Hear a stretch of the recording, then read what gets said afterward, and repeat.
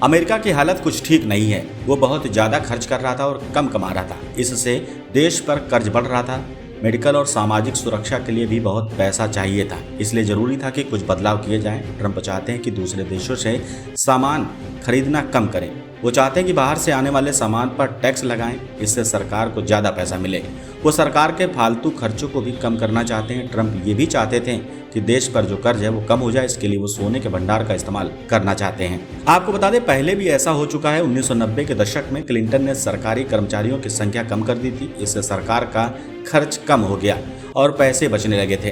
Clinton के बाद ऐसा पहली बार हुआ था। अमेरिका ने पहले भी कुछ देशों पर टैक्स लगाया है, लेकिन 1828 और 1930 में बहुत ज़्यादा टैक्स लगाने से देश में मंदी आ गई थी। ट्रंप जो कर रहे हैं वो क्लिंटन जैसा ही है, लेकिन दोनों का तरीका अलग है। क्लिंटन ने सबसे बात करके और धीरे धीरे काम किया था। ट्रंप को जल्दी है, वो एक साथ बहुत सारे टैक्स लगा रहे हैं। ये ऐसा है जैसे सुपरहिट फिल्म दिलवाले दुल्हनिया ले जाएंगे को किसी फ्लॉप फिल्म दीदार यार का साथ मिल जाए। बाजार को डर है कि टैक्स की वजह से अमेरिका में महंगाई बढ़ जाएगी और दुनिया की तरक्की भी रुक जाएगी। अगर तरक्की कम होगी तो कंपनियों को फायदा कम होगा, इसलिए बाजार में गिरावट आ सकती है। टैक्स लगने से अमेरिका में सामान महंगा हो जाएगा।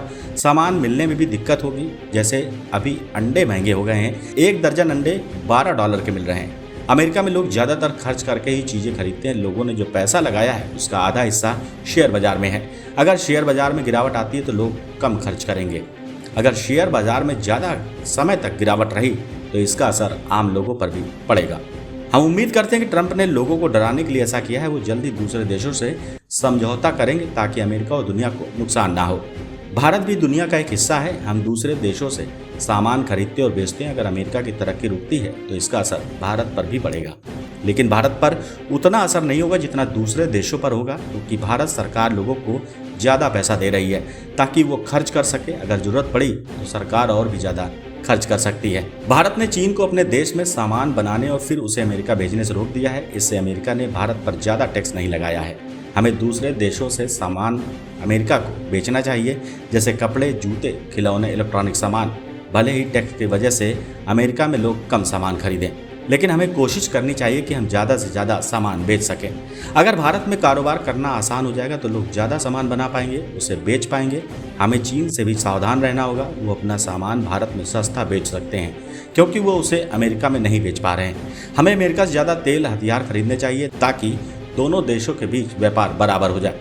भारत के बड़े शेयर ठीक दाम पर मिल रहे हैं। टैक्स लगने से भले ही थोड़ा नुकसान हो, लेकिन भारत की हालत ठीक है। सरकार दूसरे देशों से बात करके मामले को सुलझाने की कोशिश कर रही है। अगर हम ठीक से काम करेंगे तो हमें टैक्स से फायदा हो सकता है। निवेश करने वालों को ये ध्यान रखना चाहिए कि उन्हें अपना पैसा कहाँ लगाना है। बड़े शेयर तो ठीक दाम पर मिल रहे हैं, लेकिन छोटे और मझोले शेयर अभी भी महंगे हैं। इसलिए शेयर बाजार में थोड़ा सा पैसा लगाना ठीक रहेगा, लेकिन ज़्यादातर पैसा बड़े शेयरों में ही लगाएं।